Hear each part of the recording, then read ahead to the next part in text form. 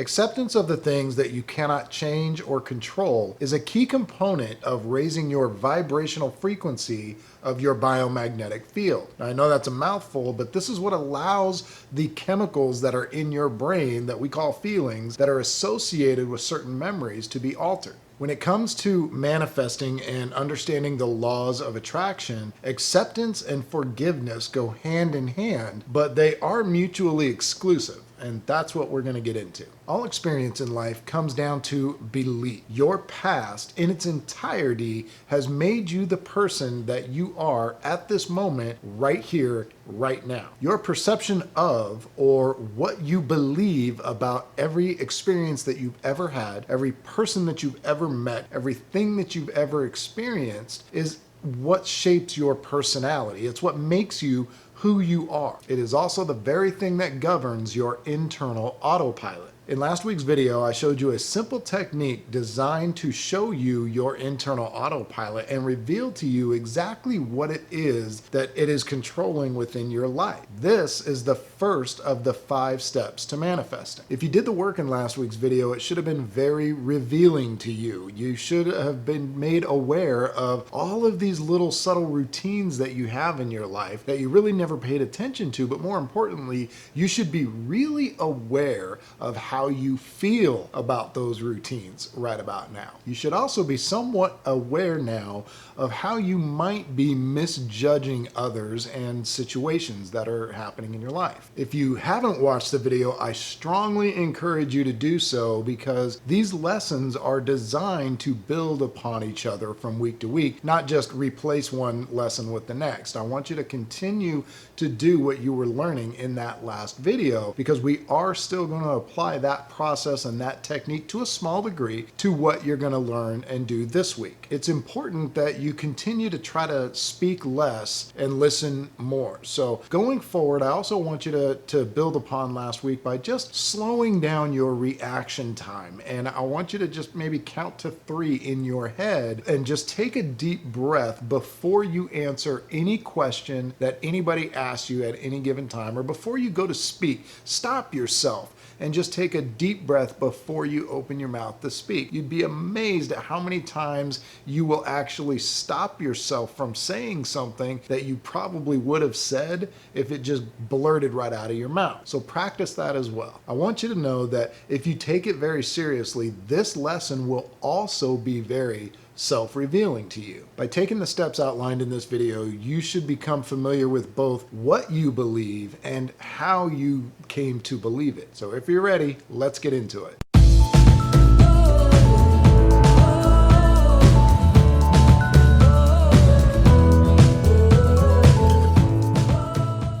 So what are the things that you cannot change, and what are the things that you cannot control? Well, obvious examples of the things that you cannot change would be pretty much every single thing you've ever done, said, heard, anything like that in your entire life, pretty much since you were born. So pretty much anything that has ever happened in your past, you're not going to be able to change that. What you can change, however, is how you feel and what you believe about all of those different situations, circumstances, people, and whatever. Examples of things that you cannot control would be other people's thoughts, other people's actions, other people's beliefs.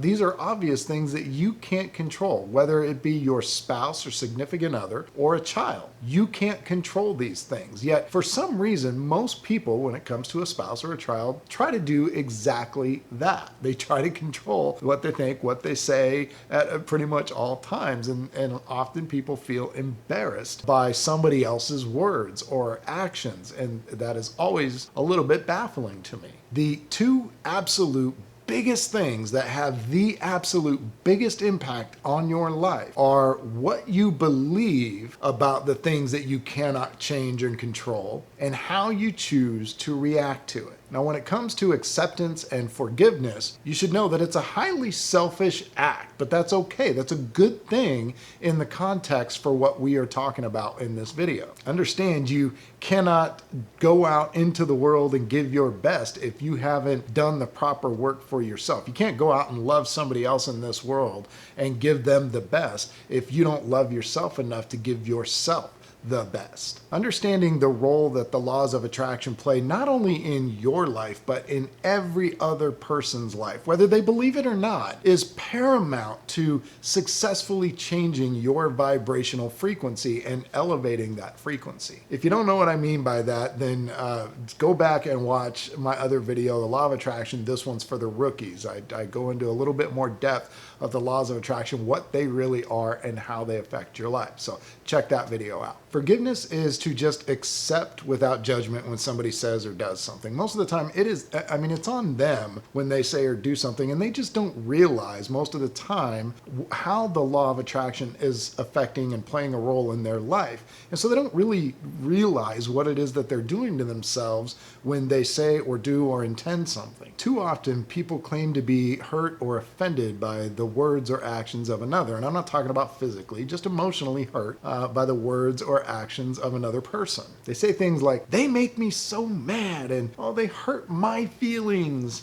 What they said was so hurtful. First of all, somebody cannot make you mad. You allowed yourself to get mad. Nobody can step inside of you and make you feel any kind of certain way. Just like you can't make somebody love you. Love me! Again, how you feel about something is entirely based on what you believe about it. And since when do words hurt? Whatever happened to sticks and stones can break my bones, but words may never hurt me? Being offended by somebody else's words is no different than agreeing with them. When you become offended, it's because you or your autopilot allowed feelings of anger or resentment or disdain or whatever to surface within you. When you do that, it means you have signaled your brain to vibrate at a certain frequency to trigger certain chemicals to be released in your body that create certain feelings. Forgiving is not trying to forgive somebody else for their actions and transgressions against you. Forgiving is about forgiving yourself for your allowing these feelings, these lower energy feelings, to surface within you and in a lot of cases fester much longer than they should. If you claim you're not a judgmental person, I challenge you to ask yourself if that's really true. Don't go ask a friend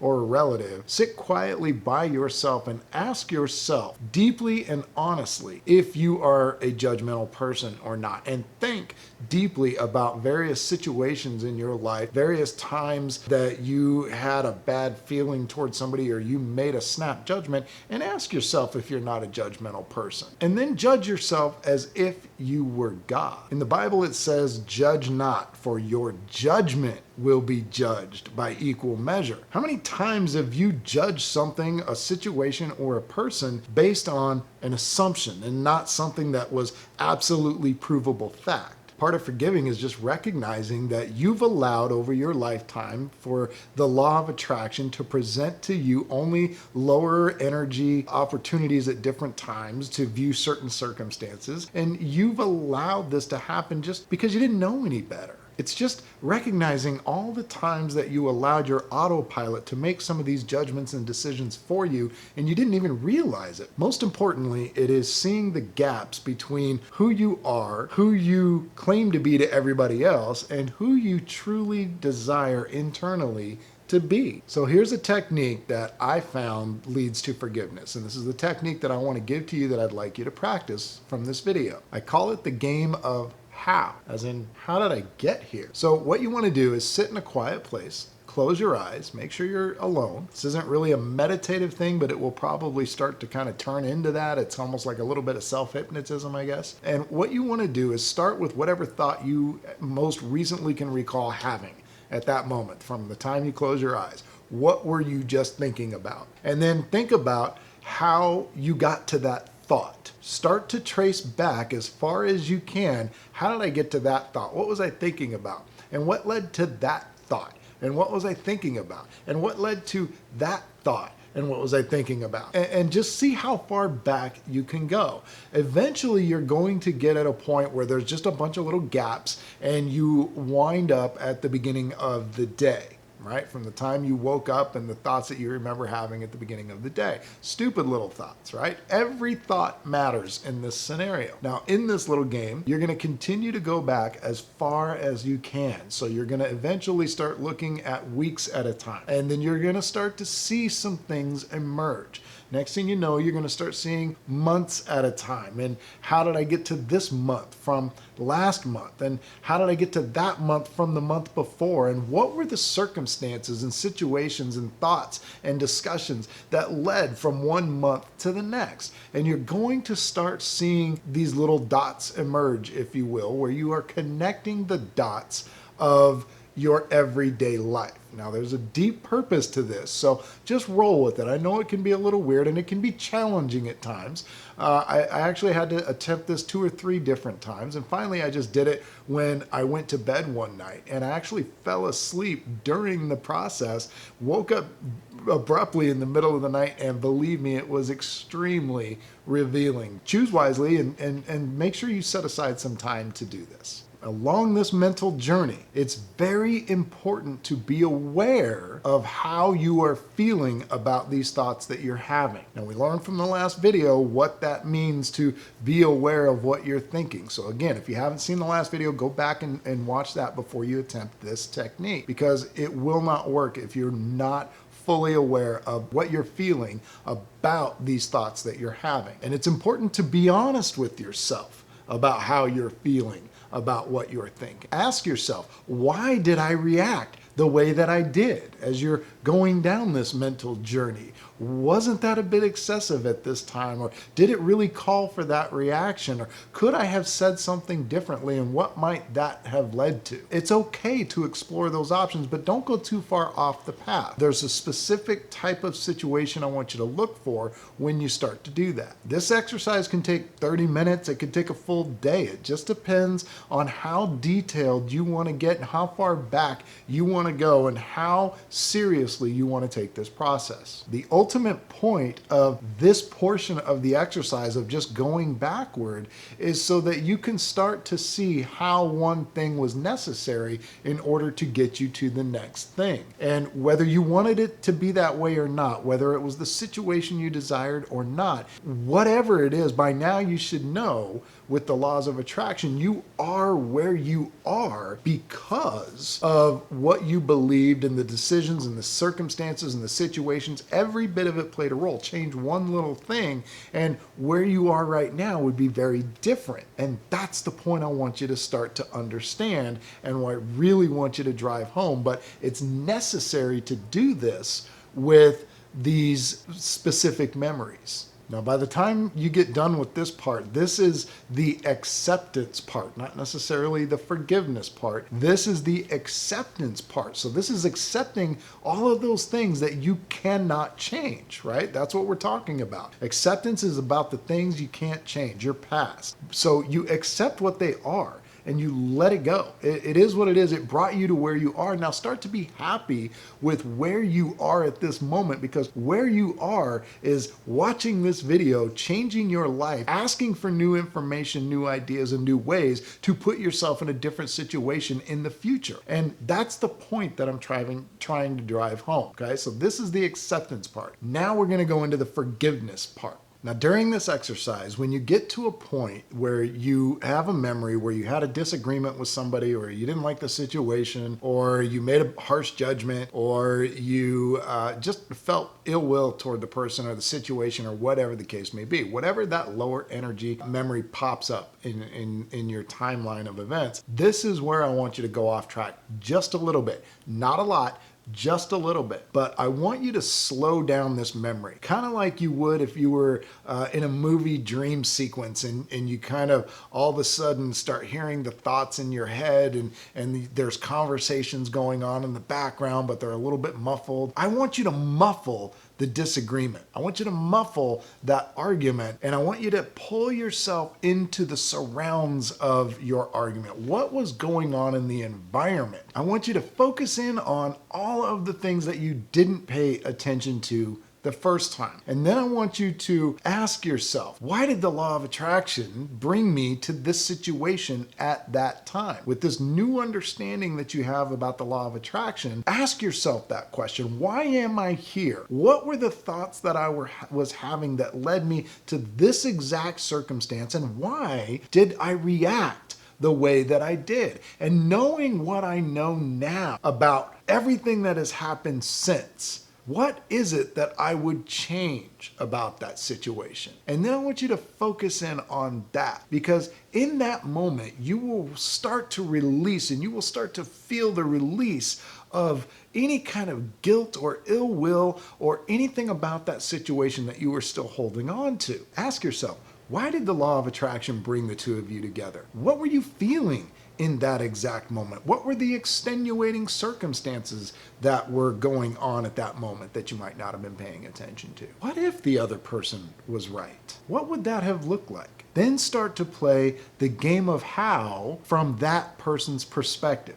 You're not going to go back very far, obviously, but start to play the game of how that person got to where they are. What led them to interact with you at that exact moment? And then ask yourself, who in that situation emotionally needed the other more? Now, if you're a law of attraction believer, you know that you chose those circumstances. You chose those situations by way of your beliefs, these core beliefs that we're getting to right now. So because these are things that you are just starting to become familiar with, it's easier for you to now look at the past and go, you know what, I just didn't know any better. So self-reflection and self-humility in this process are going to be the only way that you're going to be able to get to forgiveness. The forgiveness of others during this process is just a natural response to forgiving yourself. That's just a natural reaction to you forgiving yourself. Remember, you can't change the past,